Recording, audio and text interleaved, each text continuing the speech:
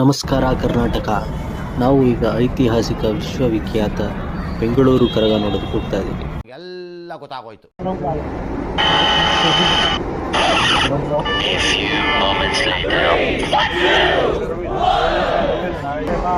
ನಾವು ಪ್ಲಾಟ್ಫಾರ್ಮಿಗೆ ಬರೋ ಅಷ್ಟರಲ್ಲಿ ಮೆಟ್ರೋ ಟ್ರೈನ್ ಮೂವ್ ಆಗೋಯ್ತು.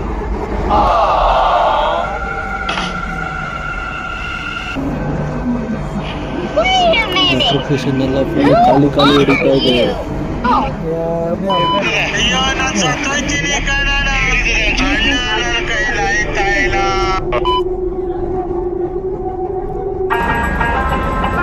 ನಮ್ಮ ಚಿಕ್ಕಪೇಟೆ ಮೆಟ್ರೋ ಸ್ಟೇಷನ್ ಗೋಡೆ ಮೇಲೆ ಬೆಂಗಳೂರು ಕರಗದೆ ಪಿಕ್ಚರ್ಸ್. 11 ಗಂಟೆ ರಾತ್ರಿಯಲ್ಲಿ ಚಿಕ್ಕಪೇಟೆ ನೋಡಿ ಹಿಂಗಿದೆ. ಆಫ್ರಿಕಾದಿಂದ ನಡ್ಕೊಂಡೇ ಬಂದ್ಬಿಟ್ಟಿಯೇನೋ. ನನಗೆ ಯಾವ್ದು ಉಪಯೋಗಿಸ್ಬೇಕು ಆ ಪದ ಉಪಯೋಗಿಸ್ಬೇಕು, ಇದಕ್ಕೆ ಸಂಬಂಧಪಟ್ಟ ಪದ ಉಪಯೋಗಿಸ್ಬೇಕು. ಆ ಪೋಳಿ ಮಗ ಹೇಳಿದ್ರಿ ಏನ್ರಿ ಅದು ಮಾತಾಡೋದು? ಏನ್ ಮಾತಾಡ್ತಾರ್ರಿ? ಯಾವನ್ರಿ ಅವರು? ನಮಗೆ ಸ್ವಾಭಿಮಾನ ಇದೆ. ಈ ಫಿಗರ್ ಎಲ್ಲೋ ನೋಡ್ದಂಗೈತಲ್ಲ, ನಂಗೂ ಹಂಗೆ ಅನ್ನಿಸ್ತಾ ಐತೆ.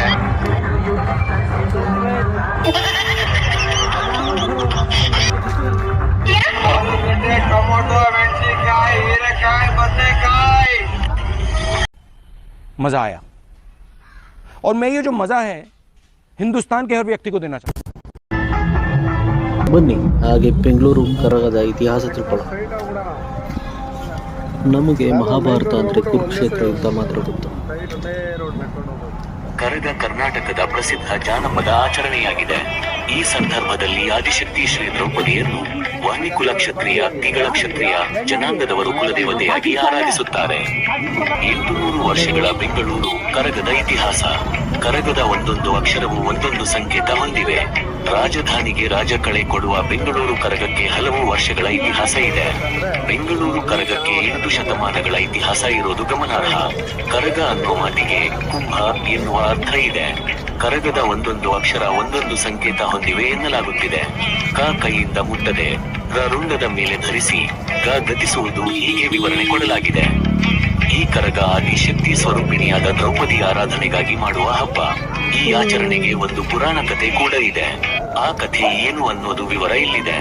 ಕುರುಕ್ಷೇತ್ರ ಸಮರದ ನಂತರ ಪಾಂಡವರು ಸ್ವರ್ಗಾರೋಹಣ ಮಾಡುತ್ತಾರೆ. ಅದೇ ಸ್ವರ್ಗಾರೋಹಣ ಸಂದರ್ಭದಲ್ಲಿ ದ್ರೌಪದಿ ಮೂರ್ಛೆ ತಪ್ಪಿ ಬಿದ್ದಳಂತೆ. ದ್ರೌಪದಿ ಮೂರ್ಛೆ ತಪ್ಪಿ ಬಿದ್ದದ್ದು ಅರಿಯದೆ ಪಾಂಡವರು ಮುಂದೆ ಸಾಗಿಬಿದ್ದಾರೆ. ಆಕೆ ಎಚ್ಚರವಾಗಿ ನೋಡಿದಾಗ ತಿಮಿರಾಸುರ ಎಂಬ ರಾಕ್ಷಸ ದೂರದಲ್ಲಿ ನಿಂತಿದ್ದನಂತೆ. ಎಂದು ನೋಡಿದ ದ್ರೌಪದಿಗೆ ತಿಮಿರಾಸುರ ರಕ್ಕಸ ವಿಕೃತನಾಗಿ ಕಾಣುತ್ತಾನೆ. ಆಗ ಆದಿಶಕ್ತಿಯ ರೂಪವನ್ನು ತೋರುತ್ತಾಳೆ. ರಾಕ್ಷಸ ತಿಮರಾಸುರನನ್ನು ಸದೆ ಬಡಿಯಲು ರಕ್ಷಕರನ್ನು ಆಕೆ ಸೃಷ್ಟಿಸುತ್ತಾಳೆ. ತಲೆಯಿಂದ ಯಜಮಾನ, ಹಣೆಯಿಂದ ಗಣಾಚಾರಿ, ಕಿವಿಗಳಿಂದ ಗೌಡರು, ಬಾಯಿಯಿಂದ ಗಂಟೆ ಪೂಜಾರಿ, ಹೆಗಲಿನಿಂದ ವೀರಕುಮಾರರ ಸೃಷ್ಟಿಸುತ್ತಾಳೆ. ಹೀಗೆ ಹುಟ್ಟಿದ ಇವರೆಲ್ಲರೂ ಸೇರಿ ಆ ರಕ್ಕಸನ ಎದುರು ಹೋರಾಡಿ ಗೆಲ್ಲುತ್ತಾರೆ. ಜನ್ಮ ನೀಡಿದ ದ್ರೌಪದಿ ಕೈಲಾಸಕ್ಕೆ ಹೋಗುವುದು ಮಕ್ಕಳಲ್ಲಿ ದುಗುಡ ಉಂಟು ಮಾಡುತ್ತೆ. ತೆರಳದಂತೆ ದ್ರೌಪದಿಯನ್ನು ಬೇಡಿಕೊಳ್ಳುವಂತೆ ಕೃಷ್ಣನು ಸಲಹೆ ಮಾಡುತ್ತಾನೆ. ಕತ್ತಿಯಿಂದ ಎದೆಗೆ ತಿವಿದುಕೊಳ್ಳುತ್ತಾ ಬೇಡಿಕೊಳ್ಳುವ ವೀರಕುಮಾರರು, ನಮಗೆ ನೀನಲ್ಲದೆ ಇನ್ಯಾರು ದಿಕ್ಕು, ಹೋಗದಿರು ಎಂದು ಅಲವತ್ತುಕೊಳ್ಳುತ್ತಾರೆ. ದ್ರೌಪದಿ ಮರುಕವಾಗಿ ಪ್ರತಿ ವರ್ಷವೂ 3 ದಿನ ಭೂಮಿಗೆ ಬರುವುದಾಗಿ ಮಾತು ನೀಡುತ್ತಾಳೆ.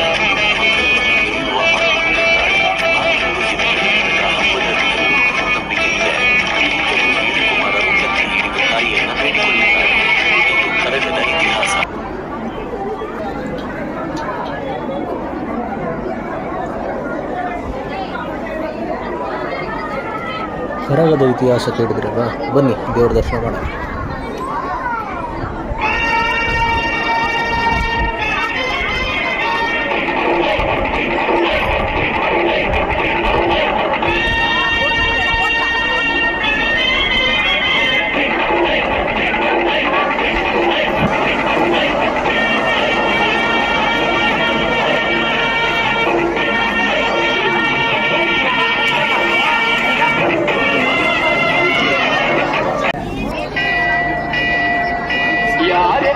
ಬೆನ್ನು ಕಾಯೋಳು ಅಮ್ಮನಿಗೆ ಅಮ್ಮ ಅಣ್ಣಮ್ಮ, ಯಾರೋ ತಪ್ಪ ಕರ್ಗ ಮೆಚ್ಚೋಳು ಕತ್ತಿಗೆಯ ಮುಡಿಯೋ ಅಣ್ಣಮ್ಮ, ಹೊರತೀನೆಂದರೆ ಇಲ್ಲಿಗೆ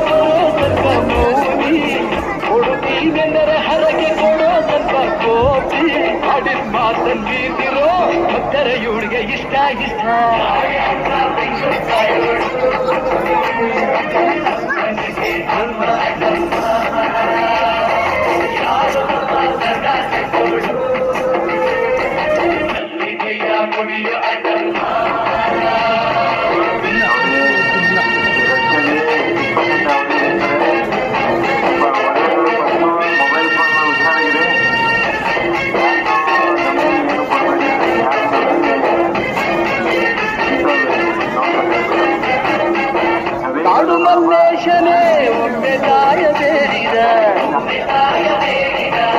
ಬಿಲ್ವಪತ್ರೆಯ ಮರವ ಬೆಳಕು ಎಂದು ಬಯಸಿದ ಕರೆಸಿದಳು ಕೆಂಪೇಗೌಡರ ಇಲ್ಲಿಗೆ ಮರದ ಜೊತೆ ನಗರವನ್ನು ಕಟ್ಟಿಸಿದಳು ಮೆಲ್ಲಗೆ ಪೂಜೆ ಬಿಟ್ಟ ನಗರ ದೊರೆಯ ವಿಜಯ ನಗರಕ್ಕೆ ವಾದಿಸಿ ಹಾಕಿಸಿದಳು ತೆರೆಯ ವಾಸಕ್ಕೆ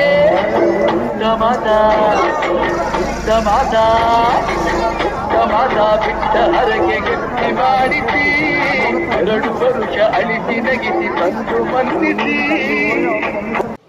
ಹರಕೆ ಗಟ್ಟಿ ಮಾಡಿಸಿ 2 ವರುಷ ಅಳಿಸಿ ನಗಿಸಿ ತಂದು ಮನ್ನಿಸಿ ಬರುತ್ತೀನೆಂದರ ಇಲ್ಲಿಗೆ ಬರೋ ತಕ್ಕ ಮೌನಿ ಕೊಡುತ್ತೀನೆಂದರ ಹರಕೆ ಕೊಡೋ ತಕ್ಕ ಕೋಪಿ ಆಡಿ ಮಾತಂದಿರೋ ಭಕ್ತರ ಇವಳಿಗೆ ಇಷ್ಟ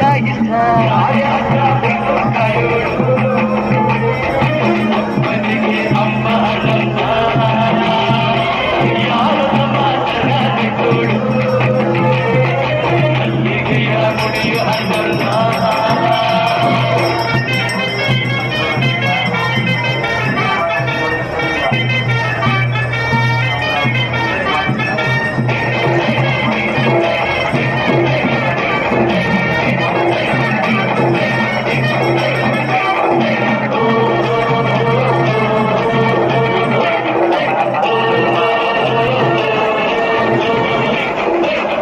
ಅನುಪುರದಲ್ಲಿ ನಮ್ಮ ಧರ್ಮರಾಯನಿದ್ದರು ಹೆಣ್ಣಿನ ವಾಸವನ್ನು ಸತಿಯರಿಂದಿದ್ದರು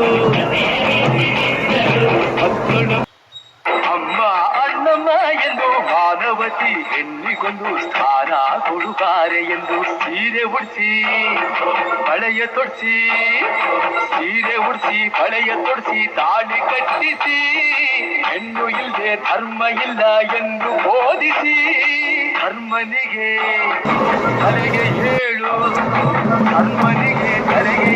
ಬಳಿಗೆ ಕೂರಿಸಿ ಕತ್ತಿಕೊಂಡು ಕರಗ ಶಕ್ತಿ ತೋರಿಸಿ ಎಲ್ಲರೂ ಶಂಕಿಸಿದರೆ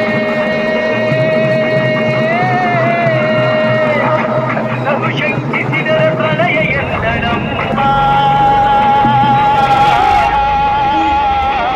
ನನಗೆ ನಡೆದುಕೊಂಡೆ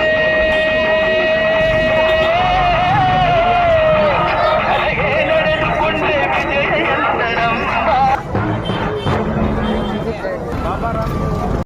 रहा नहीं जाता तड़प ही ऐसी है ना नहीं सुके ಅಷ್ಟೇ.